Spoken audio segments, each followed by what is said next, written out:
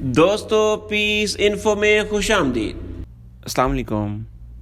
ہم آپ کو ادوار رسول اللہ صلی اللہ علیہ وآلہ وسلم کی قسط نمبر 13 میں خوش آمدید کہتے ہیں، جس میں آپ جانیں گے غزوہ بنی قینقاع، غزوہ بنی نذیر اور غزوہ بنو قریظہ اور ہونے کے اسباب۔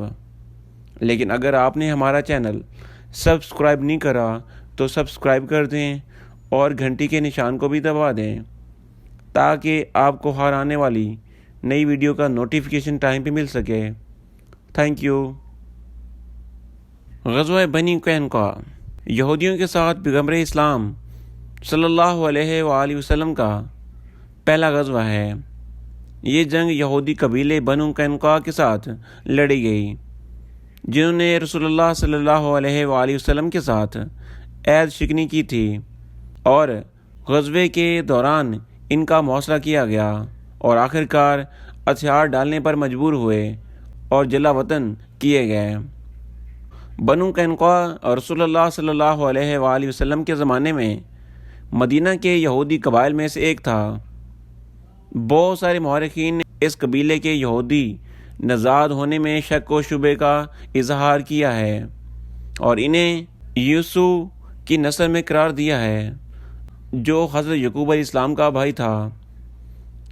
بنو قینقاع کے نام اور ان کی بہت سی رسموں کی عربوں سے مشابہت کے باوجود ان کے یہودی نژاد ہونے میں شک و تردید کے لیے کوئی معتبر دلیل نہیں ہے، اور یہ بھی واضح نہیں ہے اور وہ کس وقت مدینہ سے ہجرت کر چکے ہیں۔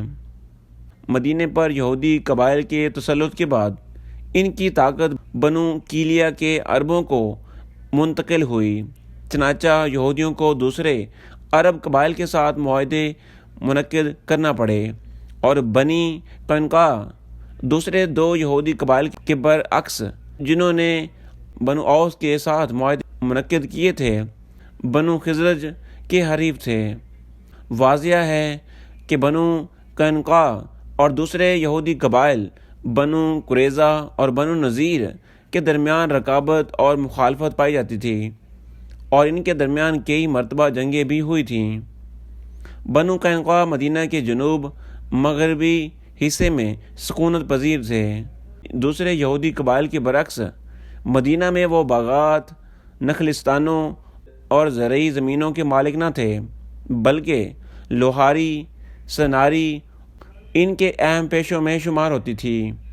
پیغمبر اسلام نے ہجرت مدینہ کے بعد یہودیوں کے ساتھ ایک معاہدہ منعقد کیا اور انہیں اجازت دی کہ مدینہ میں رہیں، شرط کہ وہ مسلمانوں کے خلاف کسی کی مدد نہ کریں۔ بنو قینقاع پہلا قبیلہ تھا جس نے عہد شکنی کی، مسلمانوں کے خلاف جنگ کا راستہ اپنایا۔ اس قضیے کے آغاز کے بارے میں مورخین کی روایت میں 3 نکات دکھائی دیتے ہیں۔ نمبر 1، رسول خدا صلی اللہ علیہ وآلہ وسلم غزوہ بدر کے بعد رمضان سن 2 ہجری میں مدینہ واپس آئے اور بنو قینقاع کے یہودیوں کو ان کے بازار میں اکٹھا کیا اور ان کو نصیحت کی کہ قریش کی شکست سے عبرت لیں اور اسلام قبول کر لیں۔ یہودیوں نے جواب دیا، ہم جنگجو ہیں اور قریش کی مانند شکست قبول نہیں کریں گے۔ نمبر 2، ایک مسلمان خاتون دودھ بیچنے یا زیورات خریدنے کی غرض سے بنو قینقاع کے بازار میں گئی اور ایک یہودی سنار نے اس کی بے حرمتی کی اور اس کا مذاق اڑایا۔ ایک مسلمان مرد نے اس خاتون کی حمایت کی اور سنار کو ہلاک کر دیا، اور وہ خود بھی اسی وقت یہودیوں کے ہاتھوں میں قتل ہوا۔ خبر رسول خدا صلی اللہ علیہ وآلہ وسلم کو ملی اور آپ نے جنگ کا انتظام کیا۔ نمبر 3، جب سورۃ انفال کی آیات 58 رسول اللہ صلی اللہ علیہ وآلہ وسلم پر نازل ہوئی، جس کا ترجمہ یہ ہے، اور اگر آپ کسی جماعت کی خیانت سے فکر مند ہوں تو ان کے عہد و پیمان کو اس کی طرف پھینک دیجیے کہ معاملہ برابر ہو جائے۔ بلا شبہ اللہ بددیانتی کرنے والوں کو دوست نہیں رکھتا۔ تو رسول اللہ صلی اللہ علیہ وآلہ وسلم بنو قینقاع کی خیانت سے فکر مندی کا اظہار کر کے ان کے ساتھ جنگ کے لیے نکلے۔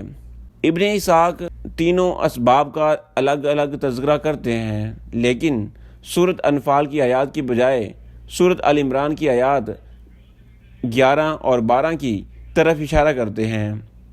یہودیوں نے رسول اللہ صلی اللہ علیہ وآلہ وسلم کی دعوت مسترد کی تو یہ آیات کریمہ سورۃ انفال کی آیات 58 نازل ہوئی۔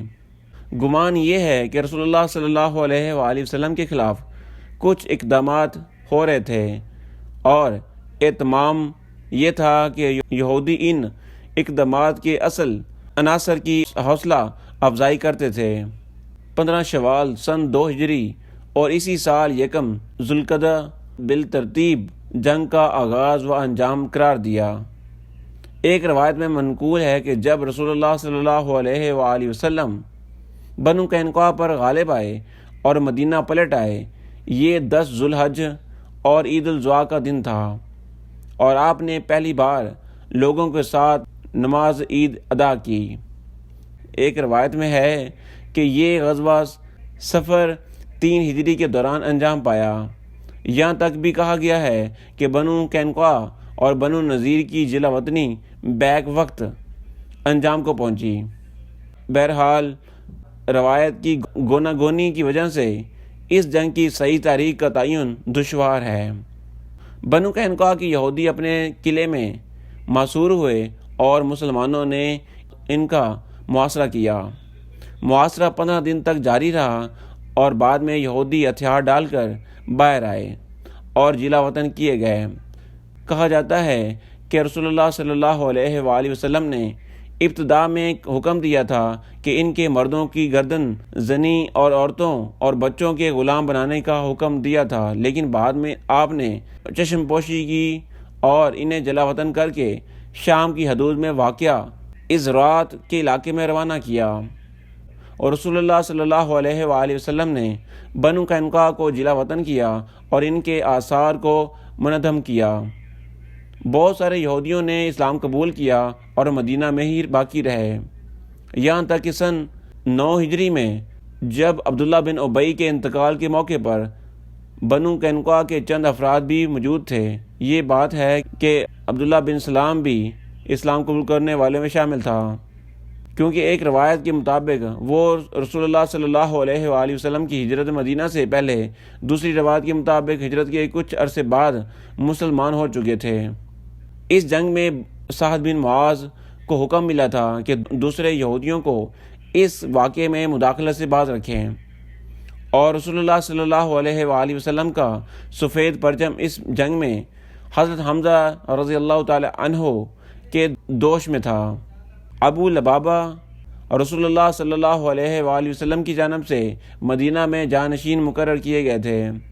زیادہ تر روایت ہے کہ بنو قینقاع کے مردوں کی تعداد 700 بیان ہوئی ہے، لیکن ان سے مال غنیمت سے معلوم ہوتا ہے کہ یہ تعداد مبالغہ آمیزہ ہے، لیکن ایک اور کتاب میں یہ تعداد 400 بتائی گئی ہے۔ بنو قینقاع کی خواتین اور بچوں کو انہیں بخش دیا گیا، لیکن ان کے اموال مسلمانوں کے ہو گئے۔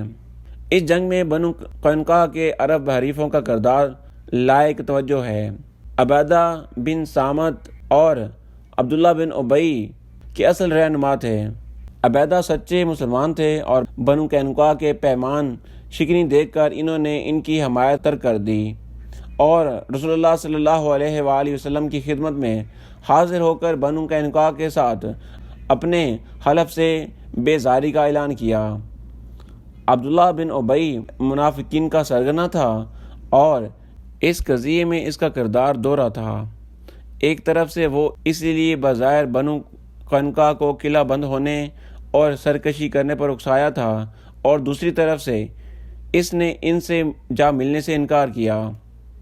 ان کے قید کیے جانے کے بعد عبداللہ بن ابی نے رسول اللہ صلی اللہ علیہ وآلہ وسلم سے درخواست کی کہ اس کے حریفوں کی جان بخشی کریں، اور اپنی اس درخواست پر اس قدر اصرار کیا کہ رسول اللہ صلی اللہ علیہ وآلہ وسلم نے اس پر بھی اور یہودیوں پر بھی لعنت بھیجی اور ان کی جلا وطنی کا حکم جاری فرمایا۔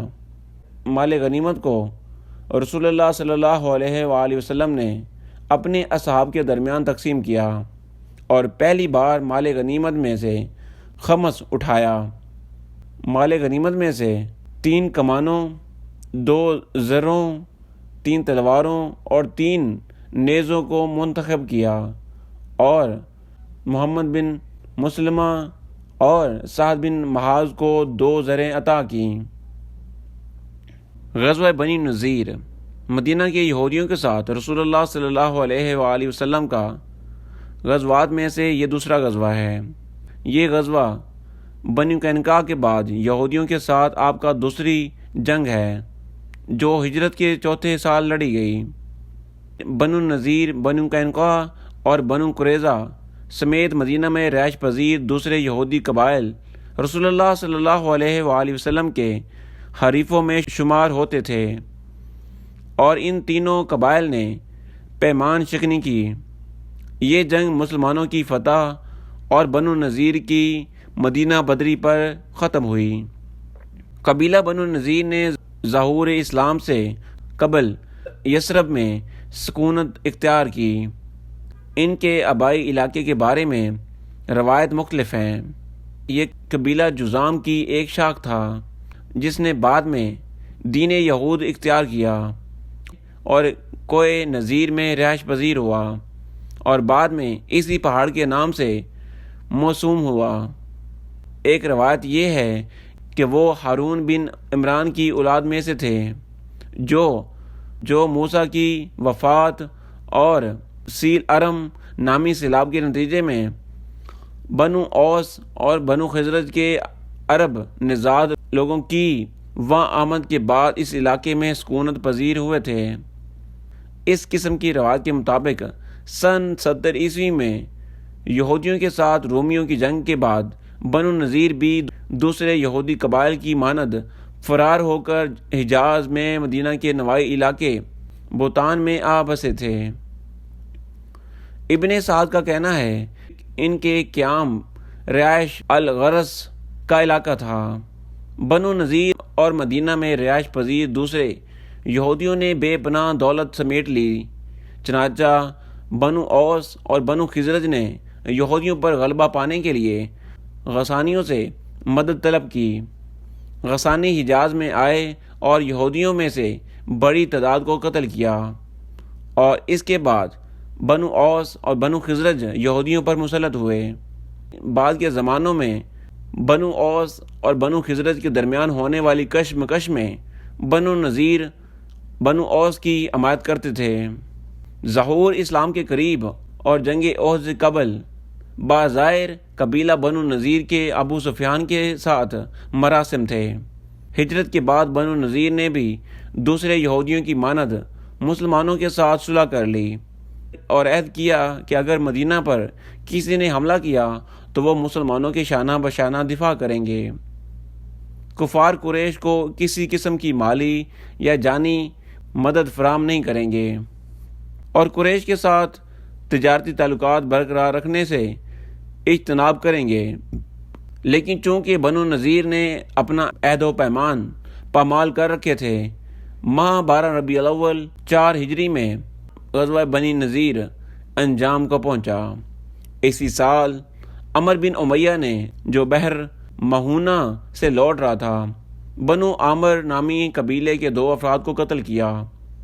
ان افراد کو رسول اللہ صلی اللہ علیہ وآلہ وسلم نے امان دے رکھی تھی۔ عامر بن طفیل نے رسول اللہ صلی اللہ علیہ وآلہ وسلم سے دیت کا مطالبہ کیا اور آپ صلی اللہ علیہ وآلہ وسلم نے دیت کی ادائیگی کے لیے بنو نذیر سے مدد مانگی جو بنو عامر کے حریف تھے۔ بنو نذیر نے رسول اللہ صلی اللہ علیہ وآلہ وسلم کی مدد کی حامی بھر لی، لیکن آپ کے قتل کی سازش بھی تیار کی اور عمر بن جاش نامی شخص کو مأمور کیا کہ دیوار قلعہ کے پاس اوپر سے پتھر پھینک کر آپ صلی اللہ علیہ وآلہ وسلم کو قتل کر دیں۔ اللہ تبارک و تعالیٰ نے رسول اللہ صلی اللہ علیہ وآلہ وسلم کو وحی کے ذریعے بتا دیا۔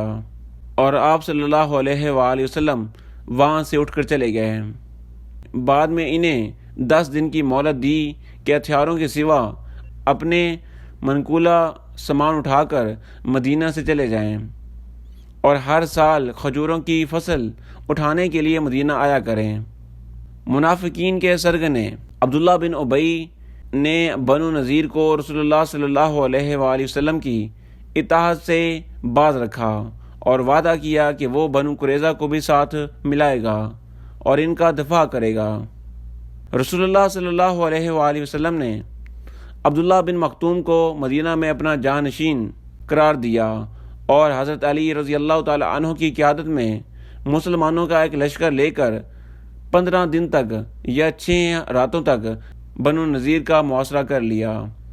محاصرے کے دوران غزوق نامی یہودی نے رسول اللہ صلی اللہ علیہ وآلہ وسلم کے قتل کی ناکام کوشش کی، جو حضرت علی رضی اللہ تعالی عنہ کے ہاتھوں مارا گیا۔ بعد میں پیغمبر خدا رسول اللہ صلی اللہ علیہ وآلہ وسلم نے حکم دیا کہ بوریا کے علاقے میں بنو نذیر کے کھجوروں کو کاٹ دیا جائے۔ آخر کار بنو نذیر کے یہودیوں نے ہتھیار ڈال دیے اور آمادہ ہوئے کہ صرف ایک اونٹ کے بوجھ کے برابر کا ساز و سامان جو چاندی، سونے اور ہتھیاروں پر مشتمل نہ ہوگا کو لے کر مدینہ سے چلے جائیں۔ ان میں سے بہت سارے افراد خیبر چلے گئے۔ چونکہ یہ جنگ بغیر کسی لشکر کشی کے خاتمے پر ہوئی تھی، اس بنا پر اس جنگ سے حاصل ہونے والے مال غنیمت کا اطلاق نہیں ہوتا تھا اور اس میں تقسیم کرنے کا حق صرف اور صرف نبی کریم صلی اللہ علیہ وآلہ وسلم کو حاصل تھا۔ یوں پیغمبر اسلام حضرت محمد صلی اللہ علیہ وآلہ وسلم نے انصار کے ساتھ مشورے کے بعد اسے مہاجرین میں تقسیم کر دیا تاکہ انصار کی طرف سے مہاجرین کی حمایت کا سلسلہ ختم ہو سکے اور مہاجرین اپنے پاؤں پر کھڑے ہو سکیں۔ سورۃ حشر کی آیات نمبر 1 سے 17 تک اسی غزوے سے متعلق نازل ہوئی۔ غزوہ بنی قریظہ۔ غزوہ بنی قریظہ یہودیوں کے ساتھ رسول اللہ صلی اللہ علیہ وآلہ وسلم کے مارکوں میں سے یہ آخری مارکہ ہے جو سن 5 ہجری میں لڑا گیا۔ اس جنگ کا سبب یہ تھا کہ یہودی قبیلے بنو قریظہ نے رسول اللہ صلی اللہ علیہ وآلہ وسلم کے ساتھ اپنے معاہدے کو پامال کر دیا تھا اور جنگ خندق میں مشرکین اور دوسرے احزاب کے ساتھ تعاون کر چکے تھے۔ چنانچہ مسلمانوں نے بنو قریظہ کے قلعوں کا محاصرہ کیا۔ محاصرہ 1 ماہ تک جاری رہا اور بعد میں بنو قریظہ نے قلعے ترک کر کے ہتھیار ڈال دیے اور یہودیوں نے سعد بن معاذ کا نام بطور ثالث پیش کیا اور آپ صلی اللہ علیہ وآلہ وسلم نے ان کی تجویز سے اتفاق کیا۔ ایک اور روایت کے مطابق حضرت سعد بن معاذ نے ان کے جنگجو مردوں کے قتل اور بچوں اور عورتوں کی اسیری اور اموری کی ضبطی کا حکم دیا اور مال کو ضبط کرنے کا حکم جاری کیا۔ قبیلہ بنو قریظہ کی منشا و مبدا اور ان یثرب ہجرت کے بارے میں متعدد آرائے اور نظریات منقول ہیں۔ یہودیوں کی زبانی روایت کے مطابق بنو قریظہ حضرت موسیٰ علیہ السلام کے بھائی حضرت ہارون علیہ السلام کی نسل سے ہیں، جو سلے ارم یعنی ارم کے سیلاب سے قبل جو بنو اوس اور بنو خزرج جیسے عرب قبائل کی یثرب کی طرف ہجرت کا باعث بنا تھا۔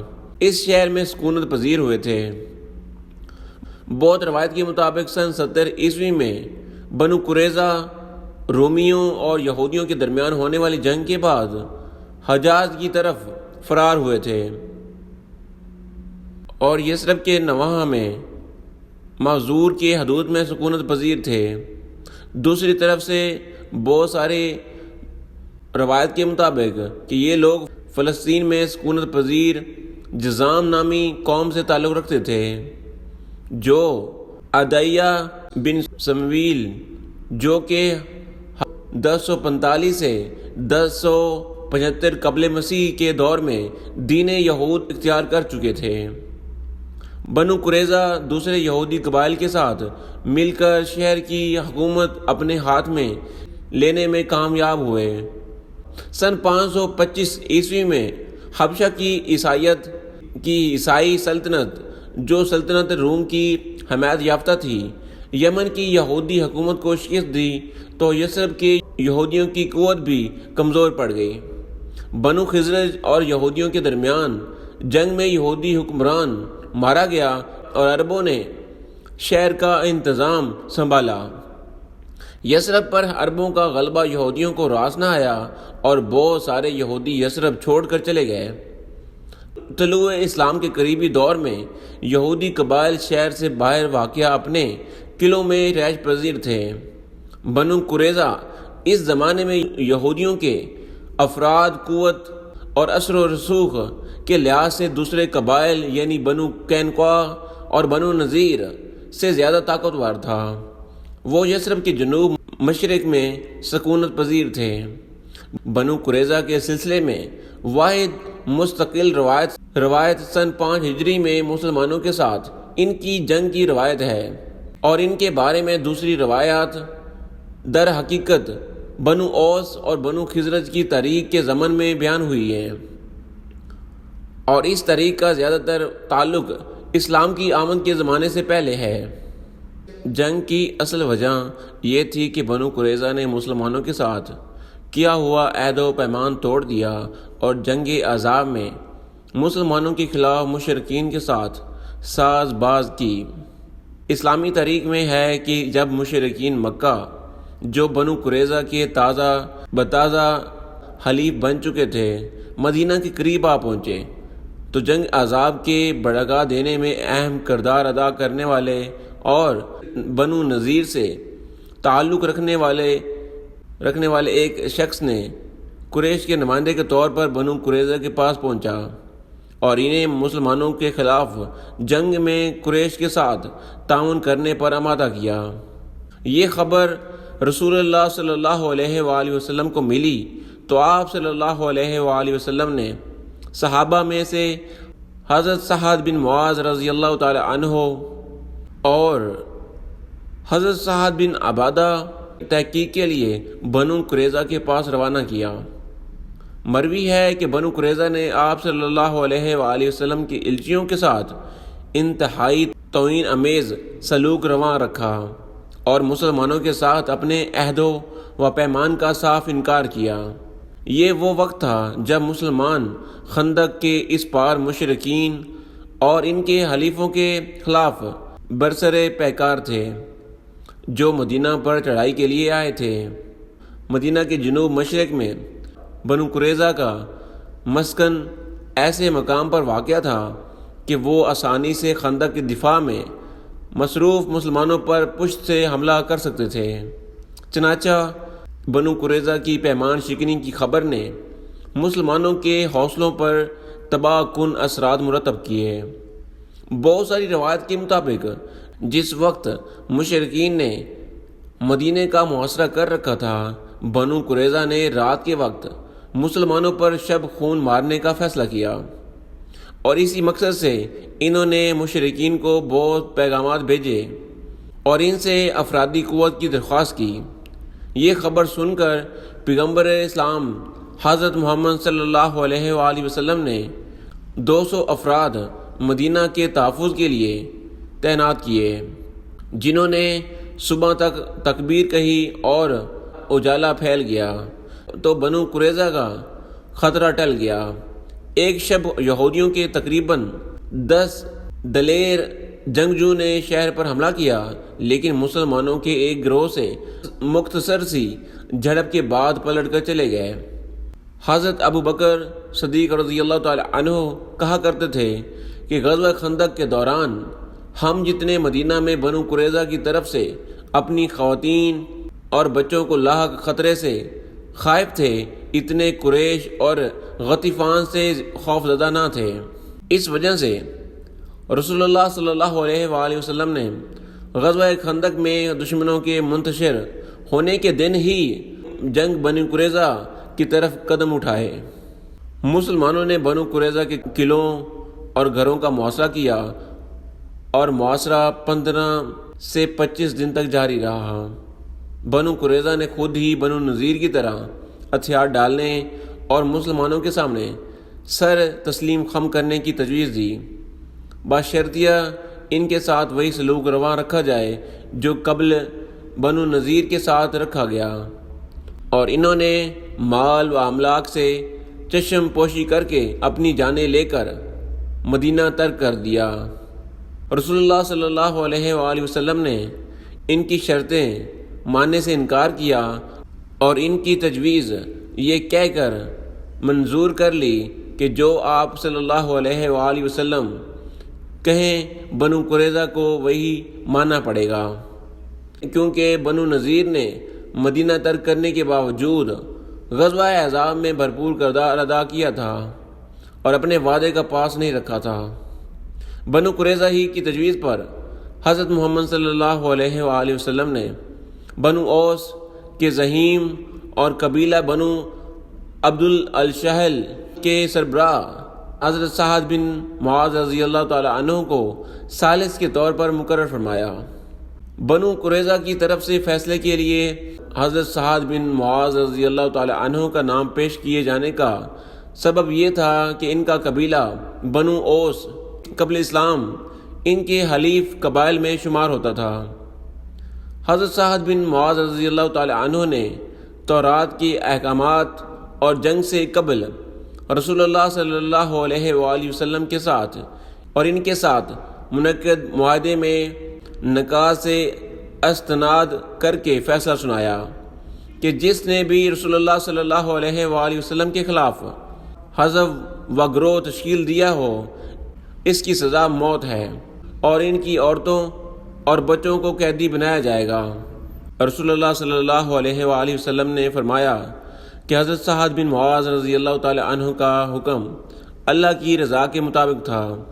سورۃ انفال کی آیات 56، 57 اور 58 اور سورۃ احزاب کی آیات 26 اور 27 جنگ بنی قریظہ کے سلسلے میں نازل ہوئی۔ بنو قریظہ کے قتلوں کے بارے میں مختلف آرایا اور خیالات تاریخ میں منقول ہیں، جیسے کہ بنو قریظہ کے مردوں اور بالغ عورتوں کو قتل کیا گیا جن کی تعداد 600 سے 800 تک تھی۔ ایک قریظی عورت بھی ایک مسلمان کے قتل کے الزام میں ماری گئی۔ بنو قریظہ کے مال کو مسلمانوں میں بانٹ دیا گیا۔ پہلی بار مال غنیمت میں سواروں اور پیادوں کا حصہ مہین ہوا۔ سوار کو 2 حصے اور پیادے کو 1 حصہ دیا گیا۔ مال اور بالخصوص ہتھیار کی فہرست سے معلوم ہوتا ہے کہ اس مارکے میں بنو قریظہ سے ہاتھ آنے والا مال غنیمت قابل توجہ تھا، اور شاید مال غنیمت کی بڑی مقدار کی وجہ سے ہی تقسیم کی نئی روش پر عمل کرنا ممکن ہوا۔ روایت سے معلوم ہوتا ہے کہ مسلمانوں کو قبل بنو قینقاع اور بنو نذیر کے مدینہ سے جلا وطن کرنے کا تجربہ تھا، چنانچہ وہ اب بنو قریظہ کی مدینہ بدری پر راضی نہیں ہو سکتے تھے، کیونکہ انہیں یقین تھا کہ وہ بھی بنو نذیر کی مانند مکہ میں مسلمانوں کے دشمنوں اور مدینہ سے باہر سکونت پذیر یہودیوں سے جا ملیں گے۔ بہرحال قرآن کا بیان اور سورۃ احزاب کی آیات نمبر 26 اور 27 مذکورہ حکم کی تائید کرتی ہے، لیکن اس کا یہ مطلب بھی نہیں کہ بنو قریظہ کے تمام مرد مارے گئے۔ حضرت سعد بن معاذ رضی اللہ تعالی عنہ نے رسول اللہ صلی اللہ علیہ وآلہ وسلم کے ساتھ بنو قریظہ کے عہد نامے کی بنیاد پر یہودیوں کے دینی ماخذ استناد کر کے یہ فیصلہ سنایا۔ یہودیوں کے رائے کے مطابق اس فیصلے کو شرعی سزا سمجھا جاتا تھا۔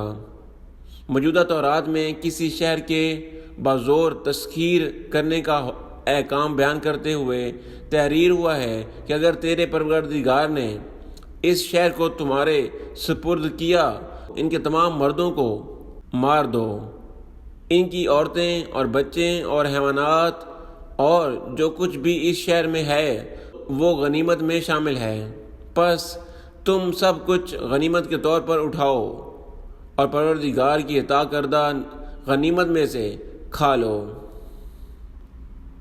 اگر آپ کو ہماری ویڈیو پسند آئی ہو اور ایسی انفارمیٹیو ویڈیو کے لیے ہمارے چینل کو لائک کیجئے، کامنٹس کیجئے اینڈ سبسکرائب کیجئے اور شیئر بھی کیجئے۔ Thank you for watching.